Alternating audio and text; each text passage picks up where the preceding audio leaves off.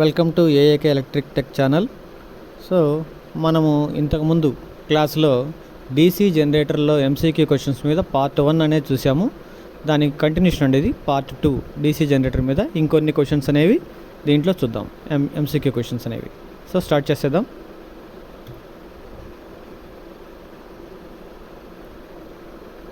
ఓకేనా, 25th question. So ఇది part 2 కాబట్టి కంటిన్యూషన్ దానికి. What is the reason for DC generator fail to buildup voltage? So voltage buildup చేయటంలో DC generator అంటే fail అవుతుంది, దానికి రీజన్ ఏంటి అని అడుగుతున్నారు. ఎందుకంటే ఫీల్డ్ వైండింగ్ అంటే డీసీ మిషన్లో మనకి ఫీల్డ్ వైండింగ్ ఎక్కడ చేస్తాము? ఫీల్డ్ పోల్స్కి చేస్తాం. ఆ ఫీల్డ్ వైండింగ్ యొక్క రెసిస్టెన్స్ అనేది క్రిటికల్ రెసిస్టెన్స్ కంటే ఎక్కువగా ఉంటే వోల్టేజ్ బిల్డప్ చేయటం అనేది పాసిబిలిటీ ఉండదు. సో ఆప్షన్ రైట్ ఆన్సర్ ఏంటండి? Option C, field resistance is above critical resistance. So ఇది మనకి వోల్టేజ్ బిల్డప్ చేయడానికి కండిషన్స్లో కూడా మనం దీని గురించి చదువుకుంటాము. ఓకేనా. సో ఆన్సర్ ఏంటంటే ఫీల్డ్ వైండింగ్ యొక్క రెసిస్టెన్స్ అనేది క్రిటికల్ ఫీల్డ్ రెసిస్టెన్స్ కంటే ఎక్కువగా ఉంటే వోల్టేజ్ బిల్డప్ చేయటం అనేది పాసిబిలిటీ ఉండదు. So option C right answer. Next 26th question. What is the name of generator if its field is connected in parallel with armature? So ఇక్కడ పక్కన image మీకోసం ఇచ్చాను నేను. క్వశ్చన్లో మాత్రం ఇక్కడ ఇమేజ్ ఇవ్వలేదండి, ఇది మీకు అర్థం కావడం కోసం పక్కన ఇచ్చాను. సో ఇక్కడ ఏమి ఇచ్చారంటే ఆర్మేచర్ వైండింగ్ కంట ఫీల్డ్ వైండింగ్ అనేది కనెక్ట్ చేస్తుందంట. అయితే ఇది ఏ రకమైన మిషన్ అడుగుతున్నారు? ఓకేనా, ఇది ఏ రకమైన జనరేటర్ అని అడుగుతున్నారు. ఏ జనరేటర్ ఇది? ఆర్మేచర్ వైండింగ్కి పక్కన, ఓకేనా, ప్యారలల్గా కనెక్ట్ చేసి ఉంది అంటే అది షంట్ జనరేటర్. ఓకేనా, DC shunt generator. Option A అనేది right answer. Next 27th question. What is the purpose of pole shoe in DC generator? DC జనరేటర్లో ఈ పోల్ షూ అనేది ఉంది కదా, పోల్ షూ అనేది ఎందుకు అని అడుగుతున్నారు. ఎందుకంటే పోల్ షూ అనేది ఏం చేస్తుంది? పోల్ నుంచి వచ్చిన మ్యాగ్నెటిక్ ఫ్లెక్స్ని, ఈ ఫీల్డ్ పోల్స్ నుంచి ఫీల్డ్ వైండింగ్ చేయడం ద్వారా వచ్చిన మ్యాగ్నెటిక్ ఫ్లెక్స్ని ఆర్మేచర్ మీదకి యూనిఫామ్గా డిస్ట్రిబ్యూట్ చేయాలి. ఓకేనా, యూనిఫామ్గా డిస్ట్రిబ్యూట్ చేయాలి. సో దానికోసమని ఈ పోల్ షూ అనేది కర్వ్డ్ షేప్లో ఉంటుంది. ఓకే, ఆప్షన్ రైట్ ఆన్సర్ ఏంటంటే spread out flux uniformly in the air gap. ఓకేనా, ఆ ఎయిర్ గ్యాప్లో యూనిఫామ్గా ఫ్లెక్స్ని డిస్ట్రిబ్యూట్ చేయడానికి ఈ పోల్ షూ అనేది ఈ విధంగా డిజైన్ చేస్తుంటాం. Next 28th question. What is the function of split rings in DC generator? DC జనరేటర్లో స్ప్లిట్ రింగ్స్ యొక్క ఫంక్షన్ ఏంటి అని అడుగుతున్నారు. స్ప్లిట్ రింగ్స్ అన్నా లేదా కామ్యుటేటర్ అన్నా ఒకటేనండి. ఓకేనా, కన్ఫ్యూజ్ అవ్వాల్సిన అవసరం లేదు. స్ప్లిట్ రింగ్స్ అన్నా కామ్యుటేటర్ అన్నా ఒకటే. ఇవి ఏం చేస్తాయంటే కరెంట్ని డీసీలోకి కన్వర్ట్ చేయడానికి ఉపయోగిస్తారు. ఓకేనా, స్ప్లిట్ రింగ్స్ అనేవి ఏం చేస్తాయి? ఏసీ టు డీసీ అనేది కన్వర్ట్ చేస్తుంది. కామ్యుటేటర్ కూడా అదే పని కదా చేసేది. కామ్యుటేటర్ ఏం చేస్తుంది? ఏసీ నుంచి డీసీకి కన్వర్ట్ చేస్తుంది. సో ఆప్షన్ బి అనేది right answer. Collect the current unidirectionally. Unidirectional current అంటే ఏంటి? DC current. Okay, option B అనేది right answer. Next question 29th question. Which material is used to make brush in generator? So జనరేటర్లో మనం సప్లైని collect చేయడానికి బ్రష్లు ఉపయోగిస్తామంట. ఆ బ్రష్ని దేంతో తయారు చేస్తారని అడుగుతున్నారు. దేంతో తయారు చేస్తామంటే కార్బను, గ్రాఫైట్. ఓకేనా, కార్బన్తో కానీ గ్రాఫైట్తో కానీ తయారు చేస్తాం. ఎందుకు కార్బను లేదా గ్రాఫైట్ ఎందుకు అనే క్వశ్చన్ వేసుకుంటే మనకి కార్బన్ అనేది మంచి కండక్టర్. ఓకేనా, మంచి కండక్టర్ అంటే దాని నుంచి కరెంటు బాగా పాస్ అవుతుంది. 2, దానికి వేర్ అండ్ టేర్ అరుగుదల తక్కువ. ఓకేనా, తక్కువ అరుగుతుంది. అలాగే కార్బన్ అనేది నెగిటివ్ టెంపరేచర్ కోఎఫిషియంట్ మెటీరియల్, అంటే టెంపరేచర్ పెరిగినా కూడా దాని యొక్క రెసిస్టెన్స్ వాల్యూ అనేది తగ్గుతుంది కార్బన్కి. సో అందుకని మనం కార్బన్ని లేదా గ్రాఫైట్ని ఉపయోగిస్తూ ఉంటాం బ్రషెస్ తయారు చేయడానికి. ఓకే, ఆప్షన్ బి అనేది right answer. Next 30 question. Why DC generators are losing their residual magnetism? Residual magnetism పోగొట్టుకుంటాయంట. ఓకేనా, ఎందుకు పోగొట్టుకుంటే అంటున్నాడు డీసీ జనరేటర్స్. సో దీనికి చాలా కారణాలు ఉన్నాయి. అయితే మనకి ఇచ్చిన ఆప్షన్ ఏంటంటే ఇక్కడ change of direction of rotation very often. So తరచుగా జనరేటర్ యొక్క డైరెక్షన్ని మనం మారుస్తూ ఉంటే ఏమవుతుంది, దాంట్లో ఉన్న రెసిడ్యువల్ మ్యాగ్నెటిజం లాస్ అవుతుంది. సో అప్పుడు ఏమవుతుంది మనకి, దాని ద్వారా ఈఎంఎఫ్ అనేది జనరేట్ చేయలేము. డీసీ జనరేటర్లో రెసిడ్యువల్ మ్యాగ్నెటిజం లేకపోతే, ముఖ్యంగా సెల్ఫ్ ఎగ్జైటెడ్ జనరేటర్లో మనం ఎలక్ట్రిసిటీని జనరేట్ చేయగలమా, చేయలేము. సో అందుకని దీని ఆన్సర్ ఏంటండి, change of direction of rotation very often. So తరచుగా దాని యొక్క రొటేషన్ని చేంజ్ చేస్తూ ఉంటే, డైరెక్షన్ ఆఫ్ రొటేషన్ చేంజ్ చేస్తూ ఉంటే మనం వోల్టేజ్ని బిల్డప్ చేయలేం. ఓకేనా, దానివల్ల రెసిడ్యువల్ మ్యాగ్నెటిజం అనేది లాస్ అవడం వల్ల వోల్టేజ్ని జనరేట్ చేయలేం. Next 31st question, how does the magnetic circuit complete through the yoke and poles in a generator? So magnetic circuit అనేది ఎలా కంప్లీట్ అవుతుంది, యోక్ నుంచి పోల్ నుంచి అని అడుగుతున్నారు. దేని ద్వారా కంప్లీట్ అవుతుంది, యోక్ నుంచి పోల్స్లోకి వస్తుంది. అవునా, పోల్స్ నుంచి ఎక్కడికి వెళ్తుంది మ్యాగ్నెటిక్ సర్క్యూట్, ఆర్మేచర్ కోర్ ద్వారా మళ్ళీ ఇంకొక ఆపోజిట్ పోల్స్లోకి సర్క్యూట్ అనేది కంప్లీట్ అవుతుంది అనమాట. సో ఆన్సర్ ఏంటి, ఆర్మేచర్ కోర్. ఓకేనా, ఆర్మేచర్ కోర్, ఆప్షన్ బి అనేది right answer. Next 32 question, why the terminal voltage decreases if load increases in DC shunt generator? So terminal voltage అనేది డిక్రీజ్ అవుతుందంట ఎప్పుడు, లోడ్ ఇంక్రీజ్ అయినప్పుడు. దేంట్లో, షంట్ జనరేటర్లో load increase అయినప్పుడు terminal voltage decrease అవుతుందంట. కారణం ఏంటి అని అడుగుతున్నారు. కారణం ఏంటంటే because of armature reaction effect. ఓకేనా, ఆర్మేచర్ రియాక్షన్ ఎఫెక్ట్ వల్ల మనకి ఏమవుతుంది, వోల్టేజ్ అనేది తగ్గిపోతుంది. ఓకేనా, టెర్మినల్ వోల్టేజ్ అనేది తగ్గిపోతుంది. కింద ఎక్స్ప్లెనేషన్ చూడండి, armature reaction weakens the main flux. In the case of DC generator, the weakening of the main flex reduces the generated voltage. So ఇక్కడ మనకి వోల్టేజ్ దేని మీద డిపెండ్ అవుతుంది, మెయిన్ ఫీల్డ్ ఫ్లెక్స్ ఎంత అయితే ఉంటుందో, అంటే మనము జనరేటర్లో ఒకవేళ వోల్టేజ్ లెవెల్ని పెంచాలనుకోండి, ఫ్లెక్స్ని పెంచుతాం. మెయిన్ ఫీల్డ్ ఫ్లెక్స్ని తగ్గించాలనుకోండి, మెయిన్ ఫీల్డ్ ఫ్లెక్స్ని తగ్గిస్తాం. అంటే టెర్మినల్ వోల్టేజ్ దేని మీద డిపెండ్ అవుతుంది, పూర్తిగా ఇక్కడ ఫ్లెక్స్ మీద డిపెండ్ అవుతుంది. ఓకేనా, ఇక్కడ ఆర్మేచర్ రియాక్షన్ ఏం చేస్తుంది, ఆర్మేచర్ రియాక్షన్ ఎఫెక్ట్ వల్ల మెయిన్ ఫీల్డ్ ఫ్లెక్స్ తగ్గిపోతుంది. మెయిన్ ఫీల్డ్ ఫ్లెక్స్ తగ్గిందంటే ఆటోమేటిక్గా జనరేటర్ వోల్టేజ్ అనేది తగ్గిపోతుంది. సో ఆప్షన్ ఏ అనేది right answer, because of armature reaction effect. Next 33 question, which type of DC generator is used for long distance distribution lines? Long distance distributions లైన్స్లో మనము supply చేయాలంటే ఏ generator ఉపయోగిస్తారు అని అడుగుతున్నారు. ఏ జనరేటర్ ఉపయోగిస్తామంటే కుములేటివ్ కాంపౌండ్ జనరేటర్ ఉపయోగిస్తాం. సో ఎందుకు అనేది కింద ఎక్స్ప్లెనేషన్లో ఉంది. Cumulative compound generators are generally used for lightning power supply purpose and for heavy power services like railways because of their constant voltage property. These are also used for driving a motor like elevator motors.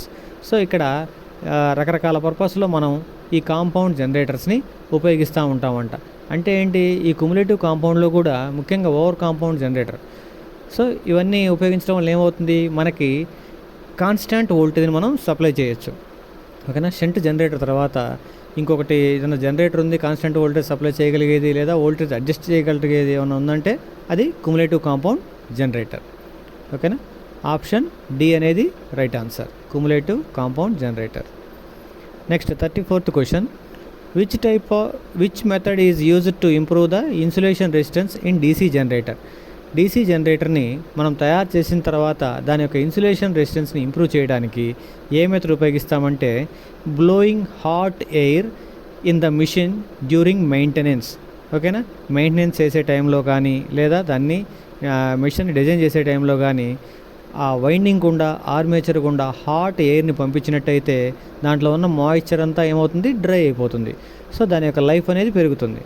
ఓకేనా, అందుకని ఏం చేస్తాం మనం, blowing hot air in the machine during maintenance. So ఆ టైంలో ఉపయోగించడం వల్ల ఏమవుతుంది, మనకి ఇన్సులేషన్ రెసిస్టెన్స్ అనేది పెరుగుతుందన్నమాట. Next 35th question, which type of DC generator works in absence of residual magnetism? Residual magnetism లేకపోయినా కూడా వోల్టేజ్ని జనరేట్ చేయగలిగే జనరేటర్ ఏమన్నా ఉంది అంటే సపరేట్లీ ఎగ్జైటెడ్ జనరేటర్. ఓకేనా, సపరేట్లీ ఎగ్జైటెడ్ జనరేటర్కి ఫీల్డ్ పోల్స్లో రెసిడ్యువల్ మ్యాగ్నెటిజం ఉండాల్సిన అవసరం ఏమీ లేదు. ఓకేనా, దీనికి సపరేట్గా డీసీ సప్లై ఇస్తాం కాబట్టి ఓకేనా ఫీల్డ్ ఫ్లెక్స్ అనేది మనం ప్రొడ్యూస్ చేయగలుగుతాం. సో ఓన్లీ సపరేట్లీ ఎగ్జైటెడ్ జనరేటర్లో మాత్రమే ఫీల్డ్లో రెసిడ్యువల్ మ్యాగ్నెటిజం ఉండాల్సిన అవసరం లేదు. సో లేకపోయినా కూడా మనం ఎలక్ట్రిసిటీని జనరేట్ చేయొచ్చు. ఓకేనా, ఆప్షన్ డి అనేది right answer. Next 36th question, which type of DC generator is used for arc welding? ఇది చాలా ఇంపార్టెంట్ క్వశ్చన్ అండి, చాలాసార్లు కాంపిటేటివ్ ఎగ్జామ్లో కూడా అడిగారు ఇది. సో ఆర్క్ వెల్డింగ్లో ఉపయోగించే డీసీ జనరేటర్ ఏంటంటే differential compound generator. Differential compound generator. ఆ పక్కన మీకు సర్క్యూట్ డయాగ్రామ్ ఇచ్చాను, అలాగే ఆ వైండింగ్ అనేది కరెంట్ డైరెక్షన్ మీకు అర్థం కావాలి కదా. డిఫరెన్షియల్ కాంపౌండ్ అంటే ఏంటి, ఓకేనా, క్యుములేటివ్ కాంపౌండ్ అంటే ఏంటని మీకు పైన కింద 2 ఇమేజెస్లో కనపడతానే ఉన్నాయి. ఓకేనా, 33 క్వశ్చన్కి 36 క్వశ్చన్కి. ఓకేనా, డిఫరెన్షియల్ కాంపౌండ్ అంటే ఆర్మేచర్లోకి వెళ్ళాక సిరీస్ ఫీల్డ్లోకి, తర్వాత దీంట్లోకి షంట్ ఫీల్డ్లోకి వెళ్ళే కరెంటు, ఓకేనా, అపోజ్ చేస్తారు, డిఫర్ అవుతూ ఉంటాయి. అందుకని ఇది డిఫరెన్షియల్ కాంపౌండ్ జనరేటర్ అంటాం. ఓకే, దీని ఆన్సర్ ఏంటి? C, differential compound generator. దేనికి ఉపయోగిస్తారు? ఆర్క్ వెల్డింగ్కి ఉపయోగిస్తారు. Next 37th question, what is the property of wave winding in DC generator? ఓకేనా, వేవ్ వైండింగ్ యొక్క ప్రాపర్టీ ఏంటి? డీసీ జనరేటర్లో వేవ్ వైండింగ్ అనేది ఎందుకు చేస్తామంటే లో కరెంటు హై వోల్టేజ్. ఓకేనా, లో కరెంటు హై వోల్టేజ్ కోసం మనము వేవ్ వైండింగ్ అనేది చేస్తాం. మరి ల్యాప్ వైండింగ్ దేనికి చేస్తాము? హై కరెంటు లో వోల్టేజ్ కోసం చేస్తాం అన్నమాట. ఓకేనా, ఆప్షన్ సి అనేది right answer. Next 38th question, what is the purpose of resistance wire used in the commutator connection in DC generator? So resistance wire అనేది కనెక్ట్ చేస్తామంట కామ్యుటేటర్ దగ్గర, ఆర్మేచర్ వైండింగ్కి కామ్యుటేటర్కి మధ్యలో. ఎందుకు అని అడుగుతున్నారు. ఎందుకంటే smooth reversal of current direction. ఓకేనా, commutator అనేది AC నుంచి డీసీగా కన్వర్ట్ చేసేటప్పుడు ఆ కామ్యుటేటర్ నుంచి ఒక కామ్యుటేటర్ సెగ్మెంట్ నుంచి ఇంకో కామ్యుటేటర్ సెగ్మెంట్ మీదకి ఈ బ్రషెస్ కనెక్ట్ చేసేటప్పుడు స్పార్క్ వస్తుంది. అలా రాకుండా ఉండటానికి ఈ రెసిస్టర్ అనేది మనం కనెక్ట్ చేస్తాం వాటికి. ఓకేనా, ఆప్షన్ డి అనేది right answer, smooth reversal of current direction. Next 39th question, why solid pole shoe are used in DC generator? Solid pole shoe అనేది ఉపయోగిస్తారంటే దేనికంటే to reduce the reluctance of magnetic path.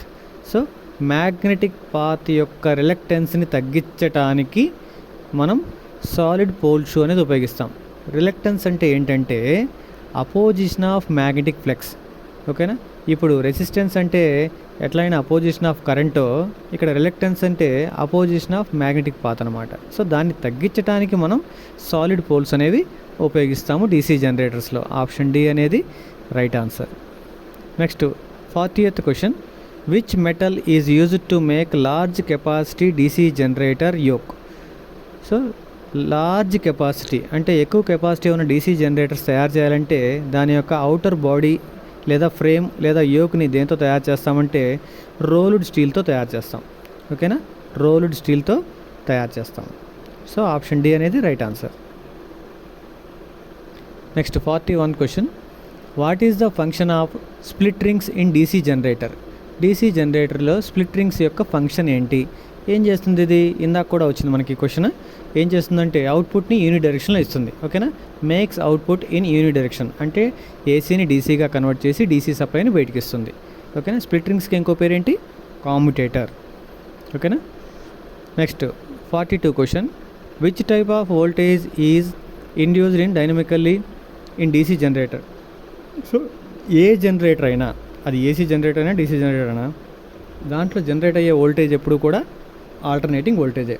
ఓకేనా, commutator తర్వాత మాత్రమే DC జనరేటర్లో అది డీసీగా మారుతుంది తప్ప అంతకుముందు జనరేట్ చేసేది మాత్రం ఏసీనే. ఓకేనా, ఆల్టర్నేటింగ్ వోల్టేజ్ మాత్రమే జనరేట్ అవుతుంది. ఏ జనరేటర్ అయినా డైనమికల్లీలో ఎప్పుడు కూడా ఆల్టర్నేటింగ్ వోల్టేజ్ జనరేట్ అవుతుంది. Next 43 question, what is the purpose of slot marked as X? So ఇక్కడ పక్కన ఒక ఇమేజ్లో ఎక్స్ అని మార్క్ ఉంది కదండి, అది ఏంటి అంటున్నారు. ఏంటంటే అది టు ఫిక్స్ ద కీవే. ఈ ఆర్మేచర్ని మనం షాఫ్ట్ మీద ఫిక్స్ చేయాలి కదండి. సో దానికోసం ఆ కీవేస్ అనేవి ప్రొవైడ్ చేస్తారు. సో దాంట్లో ఫిక్స్ చేస్తాం అనమాట ఆర్మేచర్ని షాఫ్ట్ మీద. ఓకేనా, ఏ అనేది right answer. Next 44th question, what is the purpose of field coils in DC generator? DC జనరేటర్లో ఫీల్డ్ కాయిల్స్ యొక్క పర్పస్ ఏంటి?